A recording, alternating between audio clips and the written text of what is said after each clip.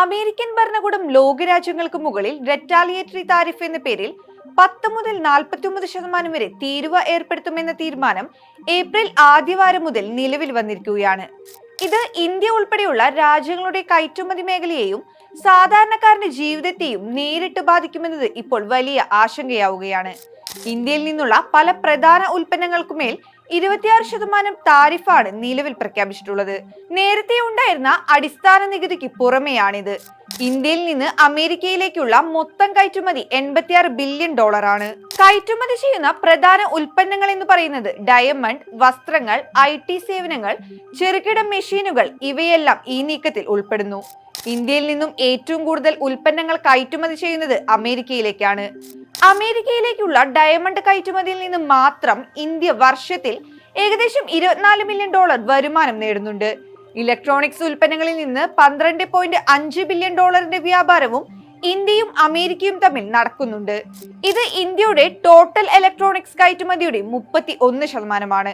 അമേരിക്കയുടെ പുതിയ സാമ്പത്തിക നയം ഇന്ത്യയുടെ ഫാർമസ്യൂട്ടിക്കൽ പ്രൊഡക്ട്സ് ഒഴികെയുള്ള മറ്റ് പ്രധാന കയറ്റുമതി ഉൽപ്പന്നങ്ങളായ meat, agricultural products, steel, automobile എന്നീ മേഖലകളിൽ വലിയ രീതിയിലുള്ള തിരിച്ചടിക്ക് വിധേയമാകാനാണ് സാധ്യത എന്നാണ് സാമ്പത്തിക വിദഗ്ധരുടെ അഭിപ്രായം. ആയതിന്റെ സൂചന എന്നോണം ഇന്ത്യൻ സ്റ്റോക്ക് മാർക്കറ്റിന്റെ വലിയ രീതിയിലുള്ള ഇടിവിനാണ് രാജ്യം കുറച്ചു ദിവസങ്ങളായി സാക്ഷ്യം വഹിച്ചുകൊണ്ടിരിക്കുന്നത്.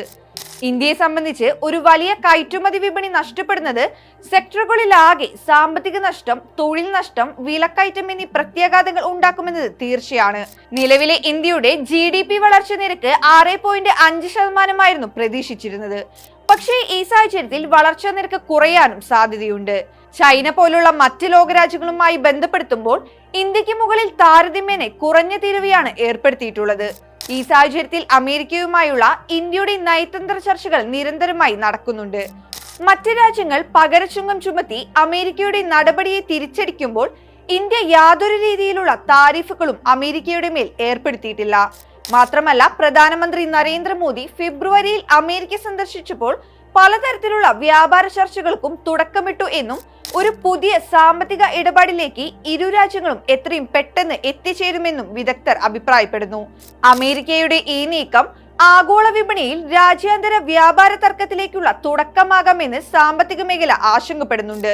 ഇത് ആഗോള സാമ്പത്തിക മാന്ദ്യത്തിലേക്ക് ലോകത്തെ തള്ളിവിടുമെന്നാണ് വിദഗ്ധരുടെ അഭിപ്രായം. തുടർന്ന് ഗ്ലോബൽ GDPയിലും ഗ്ലോബൽ ഇക്കണോമിയിലും ഇത് മെല്ലെപ്പോക്കിന് കാരണമാകും. ഇന്ത്യൻ ഇക്കണോമി ഗ്ലോബൽ ഇക്കണോമിയുടെ ഭാഗമായതുകൊണ്ട് തന്നെ അവിടെ ഉണ്ടാകുന്ന പ്രശ്നങ്ങളും ഇന്ത്യക്ക് തിരിച്ചടിയാകുമെന്നത് തീർച്ചയാണ്.